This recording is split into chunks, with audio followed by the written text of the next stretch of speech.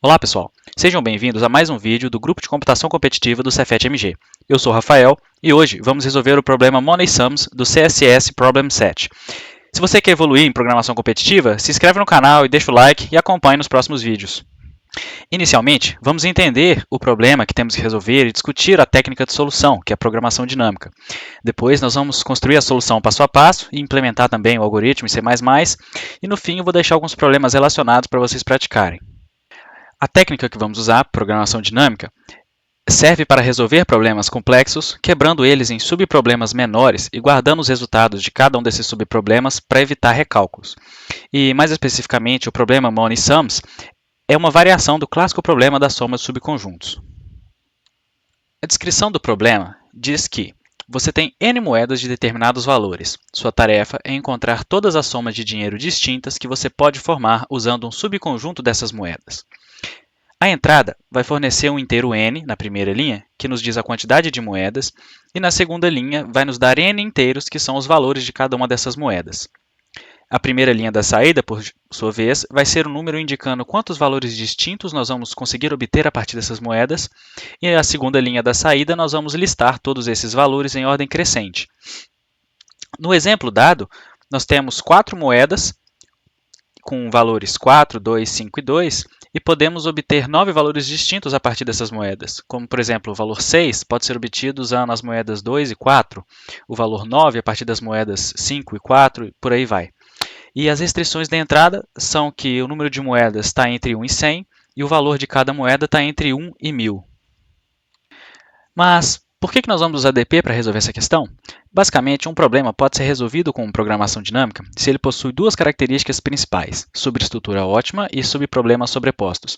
E o problema Money Sums se encaixa perfeitamente nas duas. A primeira, superestrutura ótima, se baseia no seguinte, que a solução para o problema com n moedas, por exemplo, ela pode ser construída a partir da solução para n-1 moedas. O que isso quer dizer? Se nós já sabemos todas as somas possíveis com um determinado conjunto de moedas, ao receber uma nova moeda, nós podemos simplesmente usar as soluções anteriores para encontrar as novas somas.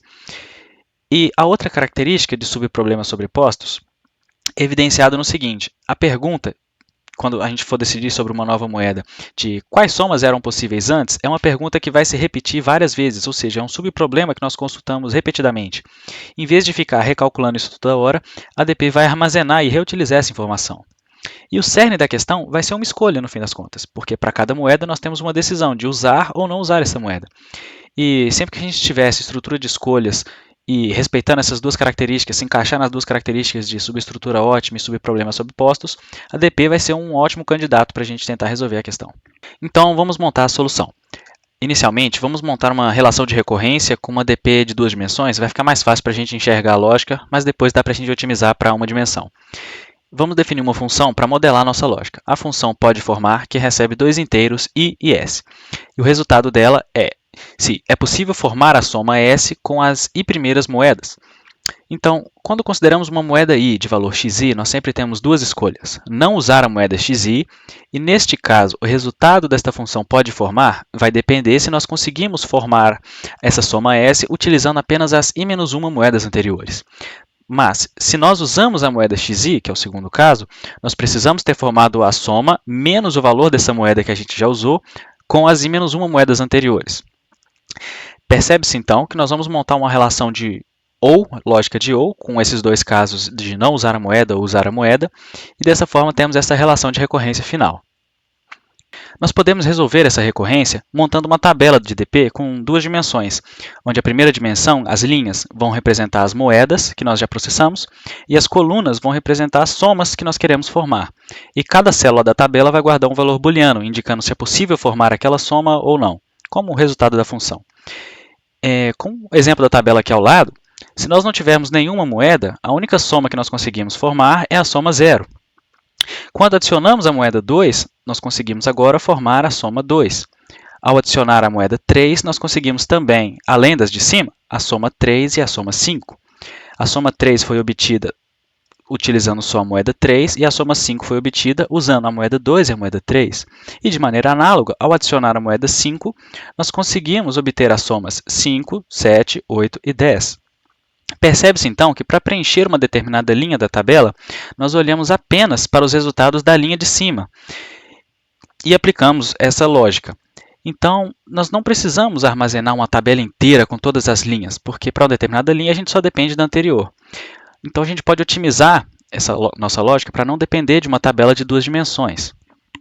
Então, a fim de economizar memória, nós não vamos armazenar a tabela inteira. Na verdade, vamos usar o único vetor soma possível para guardar o estado atual das somas. E só temos que tomar cuidado com uma pegadinha, porque um loop normal nesse vetor e realizando uma lógica que a gente precisa num loop normal, vai falhar, porque nós poderíamos usar um valor de soma possível que já foi atualizado nessa mesma etapa, isso seria equivalente a gente usar uma mesma moeda várias vezes. Mas para fugir dessa pegadinha, basta a gente fazer um loop invertido, ou seja, analisar essas moedas em ordem decrescente. Porque uma vez que as moedas sempre têm um valor positivo, ao analisando do maior valor possível de soma para o menor, nós nunca vamos, numa mesma passada do loop, analisar o valor que a gente mexeu nessa mesma passada. Isso vai, dessa forma, simular a lógica que a gente construiu anteriormente 2D, mas com o espaço otimizado para uma dimensão, nosso custo de memória vai ser O de S max, que é a soma máxima que a gente vai ter. E vamos partir agora para a construção do algoritmo. Então agora, vamos partir para a implementação de fato do código. Eu criei um arquivo C++ aqui, incluí as bibliotecas da STL, coloquei para a gente já usar o namespace standard. Essas duas linhas, para quem não conhece, são para a otimização de entrada, para a entrada ficar mais rápida. E vamos começar o problema.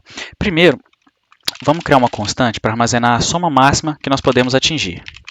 E pelos dados do problema, nós podemos ter até 100 moedas. Então, vamos colocar 100 aqui. E o valor de cada moeda pode ir até 1000. Então, a nossa soma máxima é 100 vezes 1000. Perfeito. Vamos fazer as nossas variáveis, entradas de dados agora. Uma variável n para indicar a quantidade de moedas. Vamos ler esse valor. Depois, um vetor de inteiros com os valores de cada moeda. Vamos colocar aqui moedas e já inicializar com n posições. Vamos fazer um for agora para ler os valores de cada uma dessas moedas. Vamos percorrer de 0 enquanto menor do que n. E vamos ler para dentro de moedas no índice i. Perfeito. Agora, já vamos preparar um vetor da nossa DP, que é o vetor soma possível. E montamos ele como um vetor de bool, certo? O vetor de bool, soma possível. Ele vai ter que ter como soma máxima posições, porém mais 1, porque a soma máxima também é um índice dele, ela também está incluída. Então ele tem soma máxima mais 1 posições, certo? E vamos inicializar todas como falso. E como vimos no exemplo daquela tabela, a soma 0 sempre é possível, ela seria nosso caso base verdadeiro, então vamos já marcar ela como true aqui. Perfeito.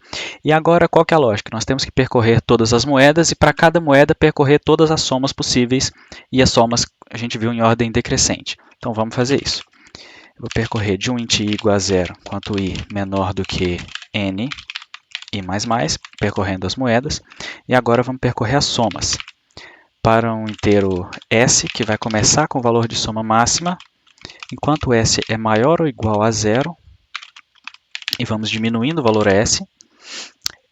E para cada valor desse, o que a gente tem que fazer? Como se a gente estivesse naquela linha da tabela. Nós temos que checar se o valor que a gente está agora na soma, quer dizer, na nossa tabela de soma possível, no valor dessa soma que a gente está, for verdadeiro, então nós podemos marcar o valor da soma que a gente está agora somado com o valor da moeda de agora também como verdadeiro. Isso quer dizer o quê? Que soma possível no índice s mais o valor da moeda que a gente está agora, que é a moeda i, também recebe true. E basicamente a lógica está pronta, agora é só fazer o código para imprimir o resultado final. Primeiro a gente tem que ter uma contagem para ver quantos valores trues vão ter no final. Cada valor true vai ser um valor de soma possível. Vamos percorrer todas as posições novamente. Na verdade a gente tem que começar de 1, porque a soma 0 não entra na saída. Menor ou igual a soma máxima.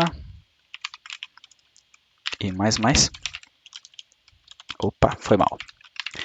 E se soma possível for verdadeiro nessa posição, a gente vai aumentar a nossa contagem. E deixa eu copiar esse código de novo, porque é praticamente a mesma coisa.